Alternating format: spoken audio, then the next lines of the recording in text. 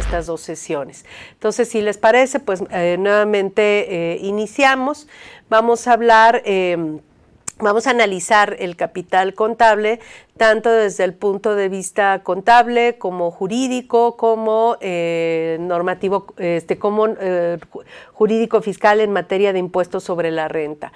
Entonces, en este caso, pues nos vamos al concepto de patrimonio como un concepto inicial, que es el conjunto de deberes y poderes de una persona apreciables y en dinero. O sea, son los bienes, derechos de una persona y las obligaciones, bienes, derechos y obligaciones de una persona valuables en dinero. En este caso, el patrimonio tiene dos elementos. Si hablamos de bienes y derechos, pues estamos hablando del activo. Y si hablamos de obligaciones, estamos hablando del pasivo.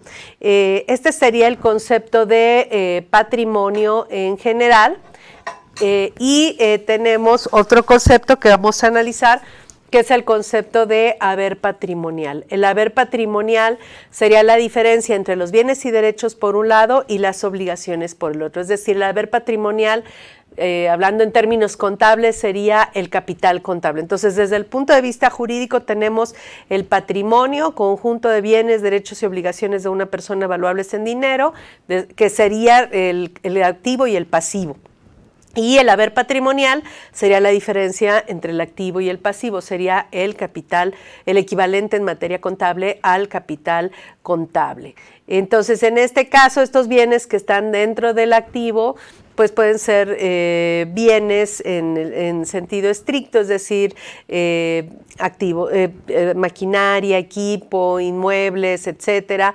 También pueden ser derechos de cobro, pueden ser derechos sobre las cosas, derechos personales o derechos mixtos. Y pueden ser los activos pueden ser bienes tangibles o bienes intangibles, pueden ser bienes muebles, pueden ser bienes inmuebles. Esto estaríamos hablando del rubro del activo. Y del rubro del pasivo, pues estaríamos hablando de obligaciones o cargas personales, obligaciones también sobre bienes, obligaciones reales. Entonces, si esto lo quisiéramos analizar considerando este tema bajo tres puntos de vista diferentes, es decir, el contable, el de la doctrina jurídica de los bienes y los derechos y el fiscal en materia de impuestos sobre la renta, tendríamos un estado de situación financiera que estaría formado pues por activo, pasivo y capital. Este activo, pasivo y capital pues obviamente se regulan por las normas de información financiera. Tenemos distintas NIF que regulan los distintos rubros del activo, del pasivo, y tenemos la NIF C11 que es la que regula en principio el capital contable. Entonces, en este caso, el activo sería el concepto para efectos contables.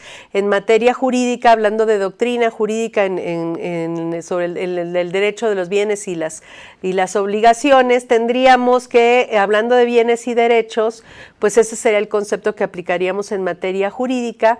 Y desde el punto fiscal, en materia de impuestos sobre la renta, estos derechos de cobro estarían representados por créditos para efectos del ajuste anual por inflación y los activos fijos, los que pueden ser inmuebles, que pueden ser maquinaria, que pueden ser mobiliario, equipo de oficina, etcétera. Estaríamos hablando de las inversiones para efectos del impuesto sobre la renta, del concepto de inversiones para efectos del impuesto sobre la renta. Obviamente también tenemos el efectivo en caja, pero ese no es crédito para efectos del ajuste anual por inflación. Pero bueno, entonces digamos que tenemos el efectivo, equivalentes al efectivo, luego tendríamos los créditos para efectos del ajuste anual por inflación y luego tendríamos los conceptos que son inversiones para efectos del impuesto sobre la renta, y me faltaría ahí si acaso otros dos temas que serían los terrenos, que no son inversiones, y me faltaría también el tema de las acciones, que las acciones pues son bienes muebles, pero no son inversiones para efectos fiscales. Pero entonces el concepto de activo es tratado en materia de impuestos sobre la renta con el tema del ajuste anual por inflación, con el tema del costo fiscal de acciones, con el tema del costo fiscal de los terrenos, que esto pues solo se aplica cuando se enajenan. Ahora, si nos vamos al pasivo, En términos de las normas de información financiera, tendríamos el pasivo. En términos jurídicos de la doctrina, pues tendríamos las obligaciones.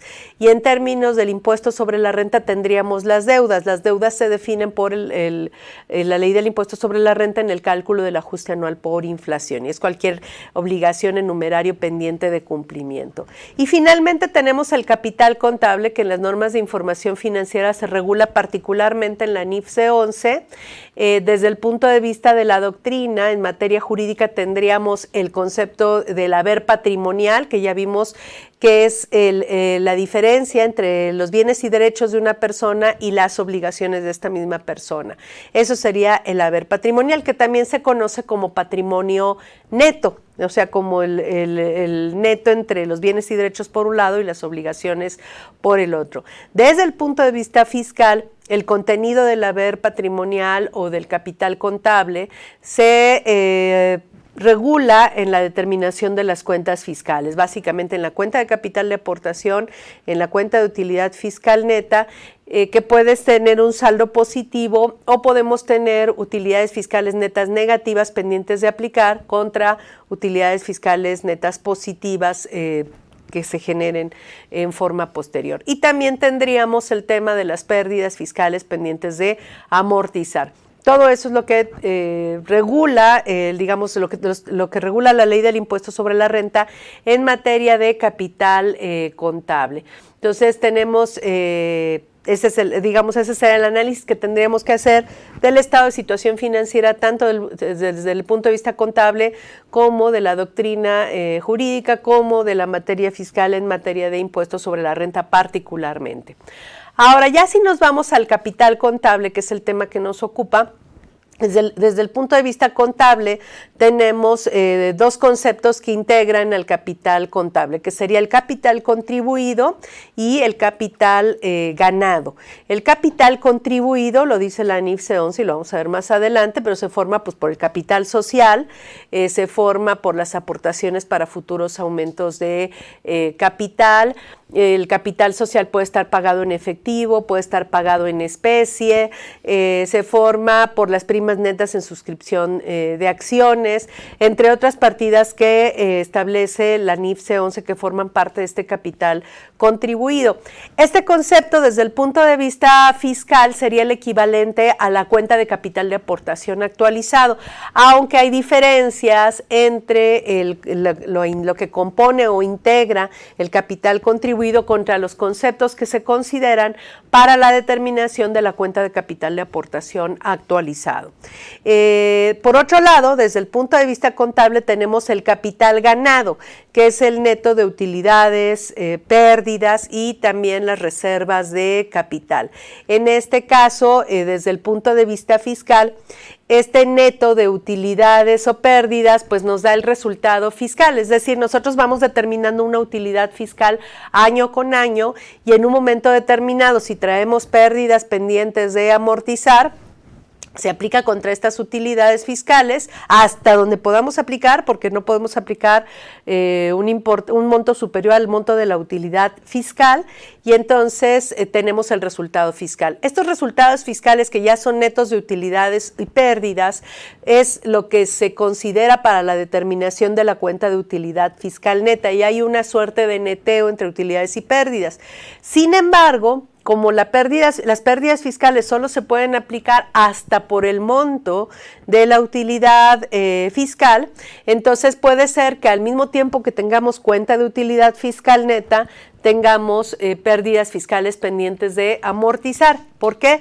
Pues precisamente porque no puedo acabarme de manera inmediata o no puedo netear las pérdidas de manera global con todas las utilidades fiscales. Se va controlando pérdida por pérdida de cada año y aplicándola contra las utilidades fiscales que en su caso se vayan generando. Entonces, desde el punto de vista fiscal, el capital ganado, que así se conoce contablemente, sería equivalente en la parte fiscal a la cuenta de utilidad fiscal neta, a la utilidad fiscal negativa pendiente de aplicar y a las pérdidas fiscales pendientes de amortizar. Entonces, tenemos conceptos similares tanto para efectos contables como para efectos fiscales, como desde el punto de vista de la doctrina jurídica, y tenemos que conocerlos de alguna manera, pues todo, claro que todo parte de la doctrina, y también ahí tendríamos que irnos a la normatividad contable. Entonces vamos a analizar cada una de las dos cuentas, la cuenta de capital de aportación y la cuenta de utilidad fiscal neta. Vamos a hablar de los conceptos que integran cada una de estas cuentas, vamos a ver las diferencias con la normatividad contable, y después vamos a realizar un caso práctico donde vamos a determinar cuáles son los movimientos que tiene la estructura del capital, cuáles sí son los que se consideran para la cuenta de utilidad de capital de aportación, cuáles no son los que se consideran para la cuenta de capital de aportación, y vamos a determinar el saldo de la cuenta. Vamos a tener un reembolso de capital y vamos a tener también el cálculo de la cuenta de utilidad fiscal neta de la misma empresa. Vamos a ligar la cuenta de capital de utilidad fiscal neta para la determinación de la utilidad distribuida en el reembolso de capital. Vamos a juntar los dos montos, o sea, los dos saldos, para ver cómo se consideran uno de la mano de la otra, y vamos a determinar cuáles son los efectos del reembolso de capital y obviamente distintos conceptos de dividendos distribuidos, dividendos cobrados, utilidades fiscales netas, positivas, negativas, etcétera, ¿no? Entonces vamos a ir poco a poco revisando estos temas. Vamos a empezar entonces con los conceptos. Nosotros en la Ley General de Sociedades Mercantiles tenemos, bueno, las sociedades de personas y las sociedades de capitales. En este caso, las sociedades de personas, estamos hablando de las sociedades en nombre colectivo, en comandita simple, de responsabilidad limitada, la sociedad cooperativa, y las sociedades de capitales por acciones, que serían la sociedad anónima, la sociedad en comandita por acciones, y obviamente tenemos también la sociedad por acciones simplificada, también en este último grupo. Entonces, las sociedades de personas, pues hay más que nada lo más importante para efectos de determinar si se acepta o no a un socio, pues muchas veces es ver quién es la persona con la que vamos a unirnos. Por ejemplo, en el caso de la sociedad de nombre colectivo, pues hay socios capitalistas, hay socios industriales, que obviamente para efectos de aceptarlos como socios industriales, pues tenemos que ver qué es lo que saben hacer para ver qué le van a aportar a la sociedad. O en el caso de la sociedad cooperativa, donde es una sociedad de personas que lo que aportan principalmente es trabajo, no es dinero. En cambio, en una sociedad anónima, lo que importa más que nada es cuánto aportan los socios para efectos de determinar si los aceptamos o no los aceptamos en un momento determinado. Entonces, en este caso, vamos a ver que eso es desde el punto de vista de la Ley General de Sociedades Mercantiles.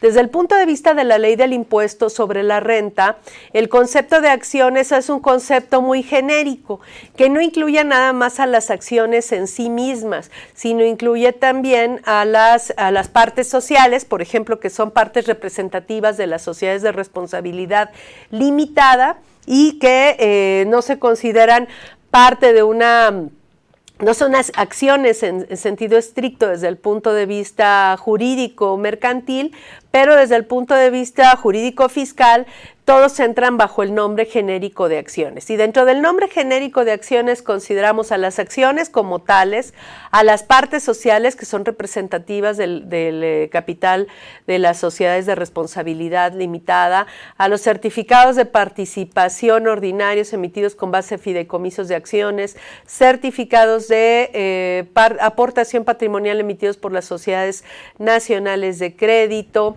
las participaciones de las sociedades civiles, de las asociaciones civiles, los certificados de aportación de las sociedades cooperativas, e inclusive no en términos del artículo 7, que es el que establece el concepto genérico de acciones para efectos del impuesto sobre la renta, sino en términos del artículo 22 de la ley que establece cómo se determina el costo fiscal de acciones en una enajenación de las mismas. En este caso se establece en el artículo 22, último párrafo, que el cálculo del costo fiscal de acciones también se aplica cuando se enajenan los derechos de participación, no importa con el nombre que se les designe, en una asociación en participación, cuando a través de esta se realizan actividades empresariales. Ustedes recordarán que para efectos fiscales, en términos del artículo 17b del Código Fiscal de la Federación, la asociación en participación se considera o tiene el tratamiento más bien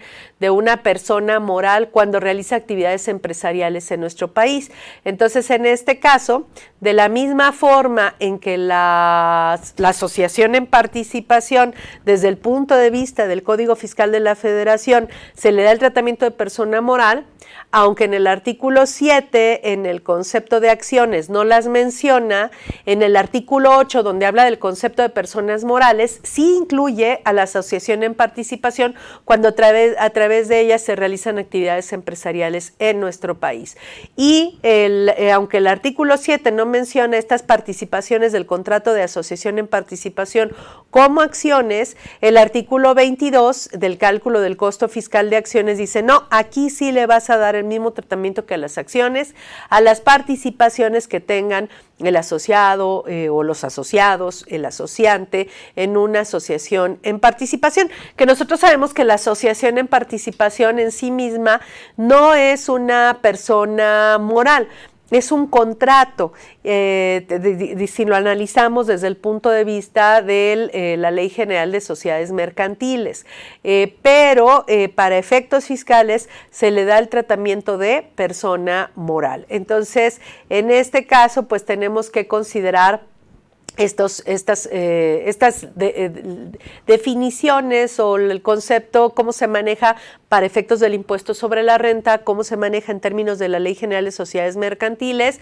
Ahora vamos a analizar qué dice el Código Civil respecto al concepto de acciones, qué dice la Ley General de Sociedades Mercantiles respecto a partes sociales, por citar algunos ejemplos. Claro que en cada caso tendríamos que irnos, por ejemplo, a la Ley General de Sociedades Cooperativas para ver qué dice respecto a los títulos representativos de la aportación de los socios a la sociedad, etcétera, ¿no? Entonces vamos a ver primero el tema de las acciones en el Código Civil Federal, y aquí vamos a ver que el artículo 754 del Código Civil Federal establece que las acciones son bienes muebles por determinación de ley. Dice, son bienes muebles por determinación de ley las obligaciones y los derechos o acciones que tienen por objeto cosas muebles o cantidades exigibles en virtud de acción personal.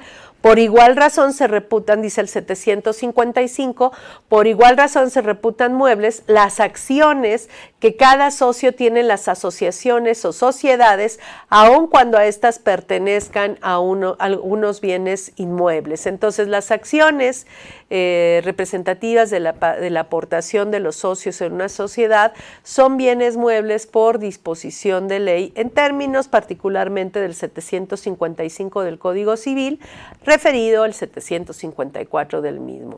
En este caso, estas acciones, al ser bienes muebles, pueden estar en copropiedad.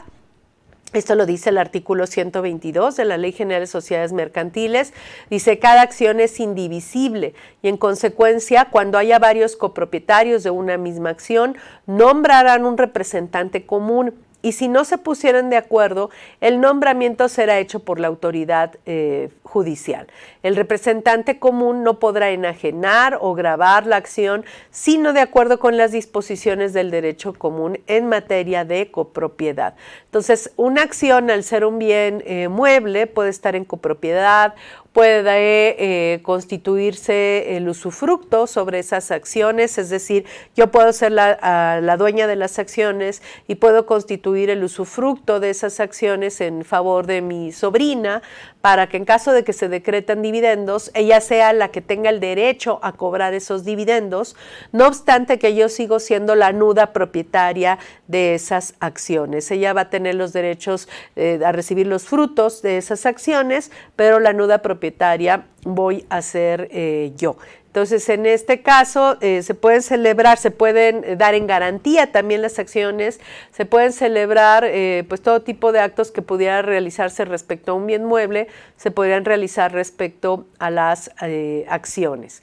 En un momento determinado, si yo tuviera deudas, mis acreedores podrían pedirle al juez que es para el pago de esas deudas se destinen los dividendos o los derechos que yo tenga en el reembolso de capital por ser accionista de la empresa X, se les apliquen a ellos para el pago de las deudas, que podría ser otro supuesto. En fin, se les pueden dar, el juez puede adjudicárselas para el pago de esa deuda, si en un momento determinado se señalaran esos bienes para el pago de la misma, etcétera. Entonces, eso sería respecto a las acciones. Respecto a las partes sociales son partes representativas del capital social de una sociedad de responsabilidad limitada. Y esta sociedad de responsabilidad limitada, dice, es la que se constituye entre socios que solamente están obligados al pago de sus aportaciones, sin que las partes sociales puedan estar representadas por títulos negociables a la orden o al portador, pues solo serán cedibles en los casos y con los requisitos que establece la presente ley. El capital social será el que se establezca en el contrato social, se divide en partes sociales que podrán ser de valor y categoría desiguales, pero en todo caso serán de un múltiplo de un peso. Esto es lo que dice el artículo 62. Perdón.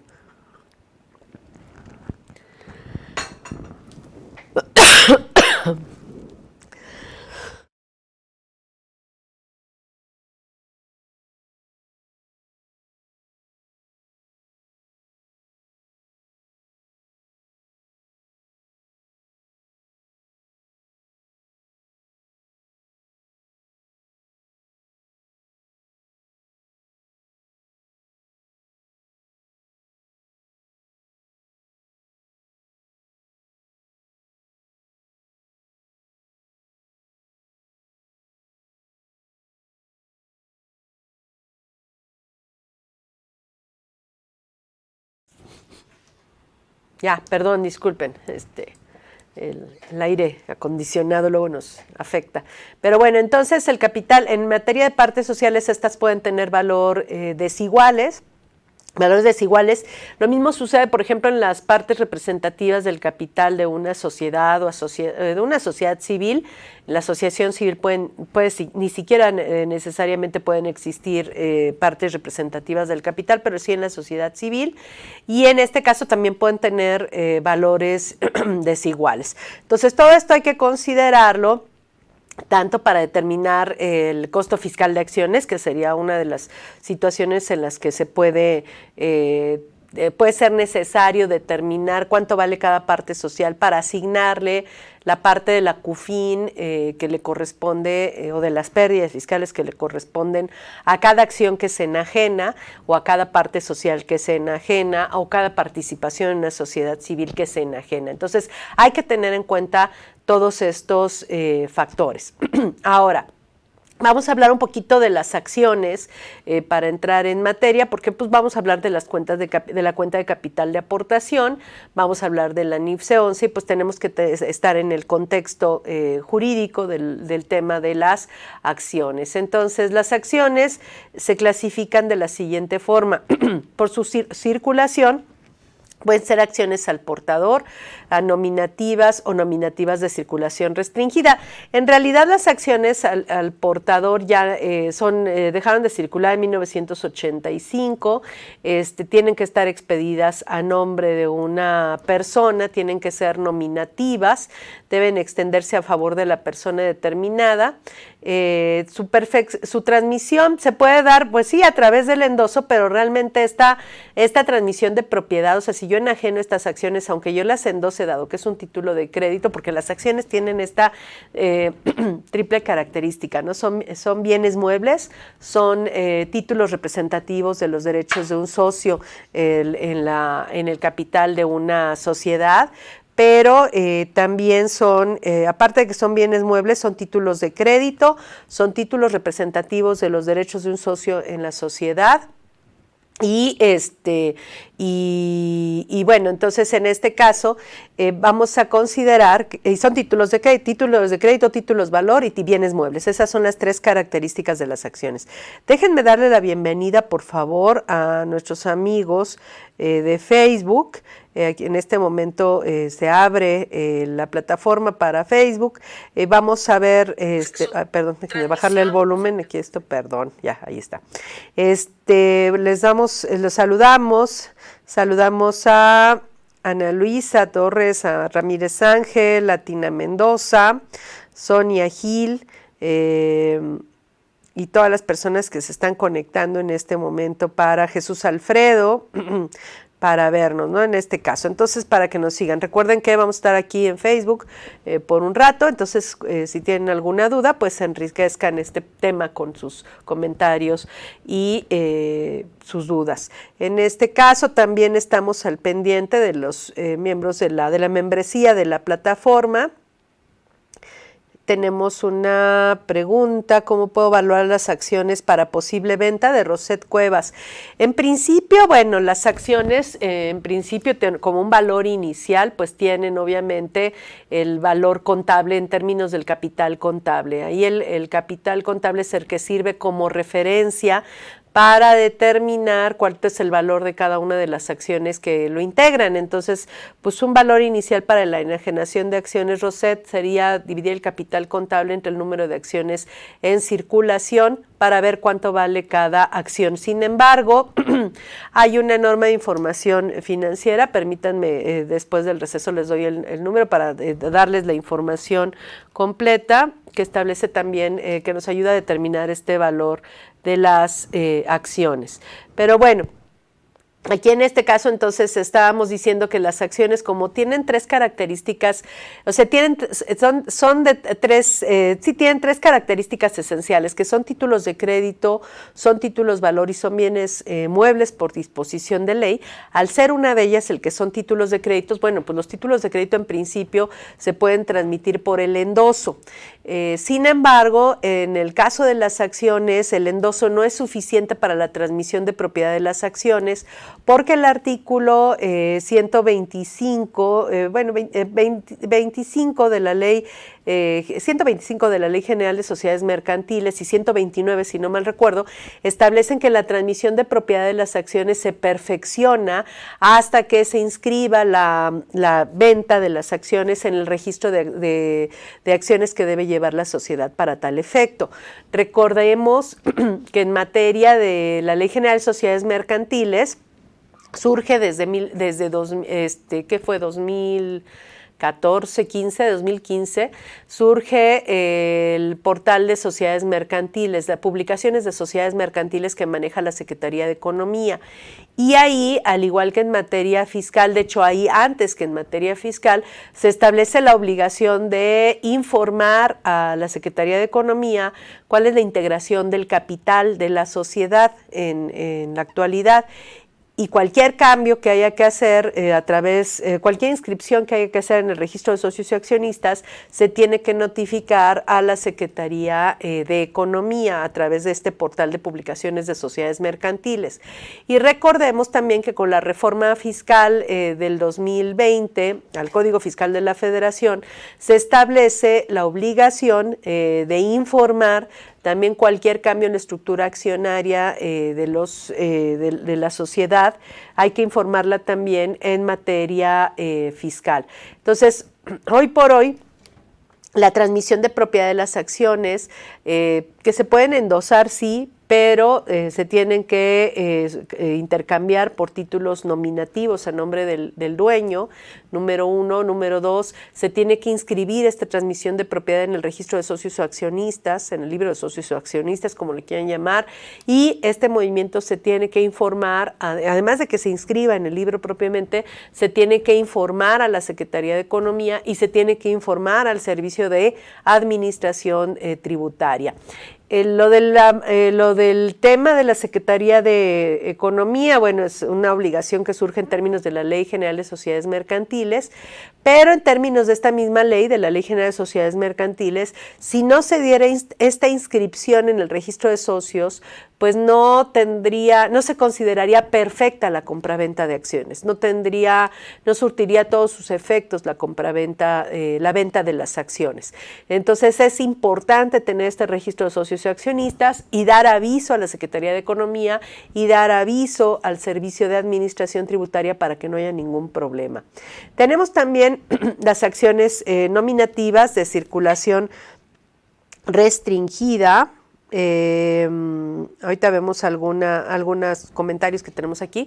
Tenemos las nominativas de circulación restringida, que esto es dentro de los estatutos de la sociedad se puede establecer que para que un accionista pueda vender sus acciones tenga que pedirle permiso o la autorización al presidente del Consejo de Administración o al administrador único. Entonces, en este caso, no puede realizar esta compraventa de acciones si no